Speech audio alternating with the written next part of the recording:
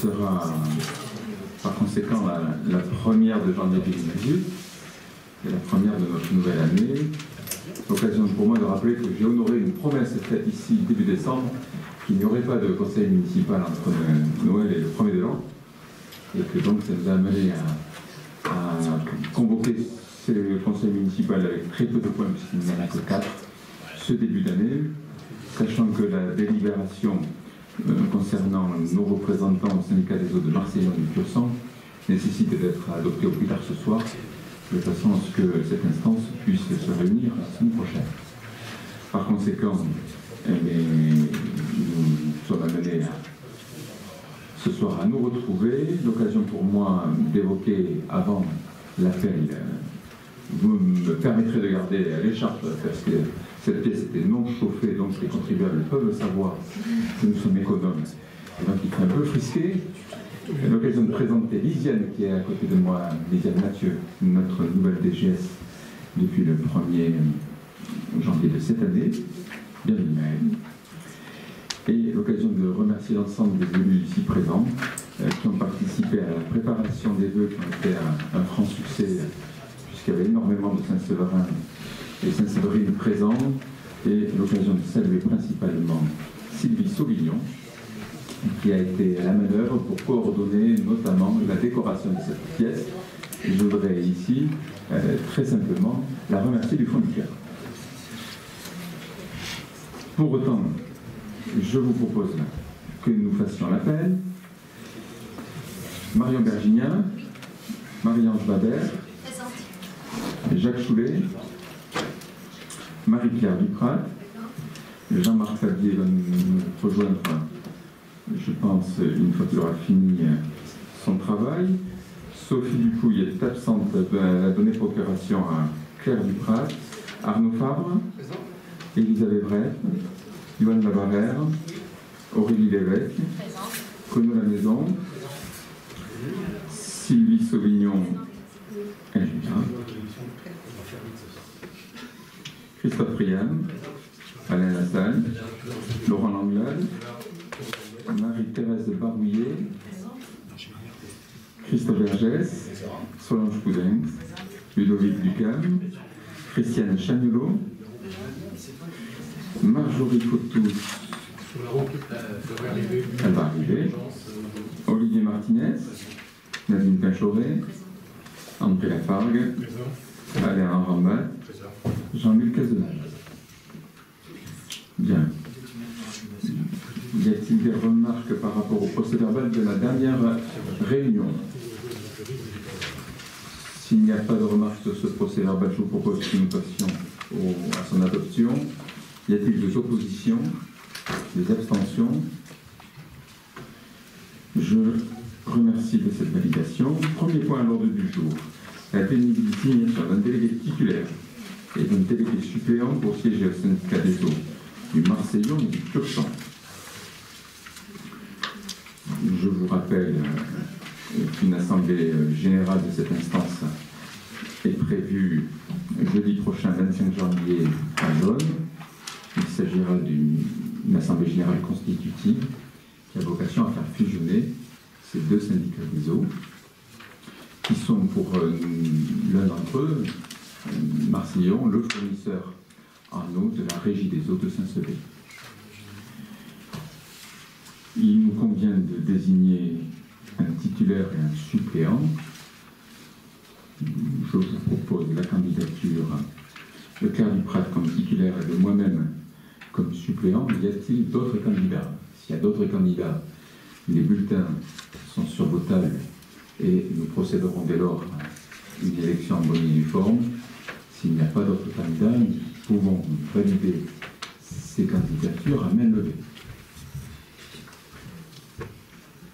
S'il n'y a pas d'autres candidats, je vous propose qu'on le fasse à main levée. Je vous remercie, ça nous permettra d'aller plus vite. Y a-t-il des oppositions sur ces deux candidats? Y a-t-il des abstentions? Je vous remercie. Deuxième point à l'ordre du jour, la modification du règlement général du marché hebdomadaire à la demande de commerçants de ce marché, en grande partie lié au fait que ce marché est pour le moment sur la place du Tour du Sol et que donc le contexte du stationnement et de la circulation n'est pas le même que précédemment sur la place du tribunal. Il vous est proposé d'avancer à 4h30 l'horaire auquel nous coupons la circulation pour permettre aux exposants de s'installer sans avoir à nuire à la circulation, à avoir d'usagers qui sortent au dernier moment, de voitures bloquées, ainsi de suite. Donc ça correspond dès lors à un avancement d'une demi-heure de cette installation. Je tiens à rappeler que les marchands ne peuvent pas arriver avant 4h30. C'est aussi une manière de protéger le voisinage contre les nuisances sonores la nuit. Et que le marché donc ne démarre à l'installation qu'à cette heure-là. Nous aurons probablement peut-être à amender cette disposition le jour où le marché trouvera une autre configuration l'été prochain. Y a-t-il des questions sur cette proposition? Pour témoin d'un doute, je n'ai pas raté la commission marché. Ah. Ben, écoute, j'ai une bonne nouvelle pour toi, tu ne me perds pas la tête, tu ne l'as pas... Non, c'était ça, oui, c'est vrai que j'étais content. Cette disposition a été validée par la police municipale et il y aura d'autres commissions marché, on en a fait une l'an dernier par rapport au HAL, il y en aura d'autres pour préparer le nouveau dispositif du marché de l'été à venir. Je vous propose que nous passions au vote. Y a-t-il des oppositions? Des abstentions? Je vous remercie de cette unanimité. Troisième point à l'ordre du jour, il nous revient d'entériner les modifications de statut de la communauté des communes telles qu'elles ont été adoptées par les délégués communautaires le 21 décembre 2017. La majorité de l'opposition siégée donc, a pu participer au débat à la communauté. Peut-être pouvons-nous nous épargner la liste des points qui sont confirmés, amendés, sachant que de toute façon nous aurons une année 2018 qui sera profondément marquée par des évolutions des compétences de la communauté, notamment en matière de voirie. Il me semblerait que certaines des tâches autrefois confiées à la communauté des communes reviennent aux communes. Donc nous sommes là dans un processus où nous serons amenés à d'autres reprises à revoir ces statuts. Y a-t-il sur ce point-là des questions? S'il n'y a pas de questions, je propose que nous... Oui. Bien gentil, à la communauté des communes, ça a été voté, certes, mais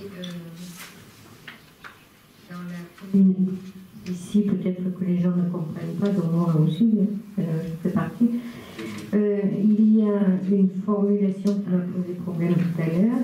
La communauté des communes peut, pour l'exercice de ses compétences, adhérer à un syndicat mixte sans consultation préalable des communes membres. Je voudrais savoir ce que ça signifie et je voudrais savoir pourquoi les communes ne seraient pas consultées. Ben, imaginons qu'en matière de tourisme, nous créions un jour un syndicat pour exercer ensemble une action de valorisation. La compétence étant transférée à la communauté des communes, c'est la communauté des communes qui décidera en assemblée plénière de ces 73 représentants aujourd'hui qui voteront, sachant que sur les 73 membres, il y en a 12 de la commune de Saint-Sevé. Voilà. Donc, et puis c'est un syndicat mixte qui est nécessairement dans le cadre des compétences dévolues à la communauté de communes, donc il n'y a aucune obligation de se référer à un vote des communes. Non, puisque vous avez la possibilité d'interroger les communes, mais vous ne pouvez créer des syndicats mixtes que dans le cadre des compétences que vous exercez, que donc les communes ont déléguées à la communauté de communes. Donc vous n'allez pas revenir après pour donner un avis sur une compétence que vous n'exercez plus, tout simplement. Moi, je crois qu'on ne peut pas la faire demander, et c'est une démarche à laquelle je tiens, à ce qu'on évite les doublons. souffrent trop, à mon sens, que le département, la région, les communes, les communautés des communes sur certaines compétences s'occuper les uns et les autres, au fond, de près ou de loin, du même sujet. Et pas faire en sorte que chacun, dans sa plénitude de la compétence qui lui est confiée, l'assume totalement et pleinement. Voilà. Moi, je crois beaucoup à l'échelon communal. C'est ce que j'ai exprimé tout à l'heure auprès des agents. Je pense qu'il y a avec la fusion des communautés des communes, des politiques de proximité qui reviendront aux communes, et des gestions qui seront confiées par délégation aux communes. Je crois aussi qu'il faut... on a souvent beaucoup de délibérations dans nos conseils municipaux par rapport à des syndicats auxquels on adhère, de rivières qui changent de statut à chaque fois, il faut tous qu'on délibère. Tout ça a un coût de traitement administratif très long. Voilà. À nous, qui sommes 12 dans cette instance, un 6e des élus communautaires, à être vigilants, parce que les politiques qui sont menées servent l'intérêt général du territoire de chaque pourcent et n'oublient pas l'intérêt des Saint-Severin. Je vous propose que nous passions au vote. Y a-t-il des oppositions? Y a-t-il des abstentions? Je vous remercie.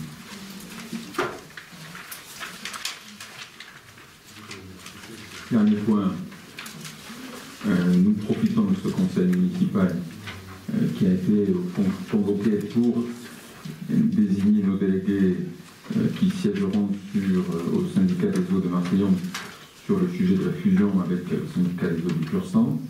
Nous en profitons pour passer une délibération assez classique que nous n'avions pas passée en fin d'année, qui donc intervient maintenant, qui est une autorisation d'engagement des dépenses et d'investissement. Ces crédits sont fléchés, vous reviennent d'autoriser la commune à engager 100 000 € de dépenses au titre de 2018 sur Morlanes, 200 000 € sur la montée de Morlanes, 100 000 € sur les Halles, qui sont 3 opérations dont tous les Saint-Séverins voient l'avancement, sachant que le budget sera voté comme les autres années au mois de mars. Il y a eu une commission finance qui a été effectuée avant-hier, qui était l'occasion de répondre à toutes les questions. Y a-t-il des remarques, des interventions sur ce point-là? Simplement, les questions techniques que vous évoquées, on n'a pas eu trop le temps d'échanger. Ce sont des opérations nouvelles qui se rajoutent à l'opération, par exemple, Morlanes, 100 000 €. C'est des dépenses de 100 000 € qui, en 2018, va s'ajouter à ce qui avait été budgété en 2017. Tout à fait. Sur l'avenue... La même chose pour les autres. Pardon? La même chose pour les autres. Sachant que ces crédits-là sont des montants qui permettent d'honorer des dépenses complémentaires aux crédits consommés sur 2017 et qui interviennent sur des phases nouvelles. Les Halles, il y a 2 phases complémentaires. Il y a le bâtiment et la place qui étaient sur 2 opérations budgétaires différentes. Lorsqu'on a alloué le marché, il y avait une tranche ferme, une tranche conditionnelle. Il y avait aussi des options. Sur l'avenue du Général de Gaulle, il y a 2 phases différentes. Celle est en cours et puis viendra derrière celle du rond-point de la route de Morlanes. Donc voilà. Ce ne sont pas pour consommer des crédits de 2017. C'est pour faire face à des factures nouvelles sur les opérations complémentaires. Ces 3 chantiers se poursuivent. Ils n'attendent pas le budget voté en mars pour redémarrer. Je vous propose qu'on passe au vote. Y a-t-il des oppositions? Y a-t-il des abstentions? Je vous remercie. Écoutez, je vous propose que nous levions la séance. Je vous remercie de vous être libérés pour venir à 20h. Je salue l'arrivée de Jean-Marc Clavier,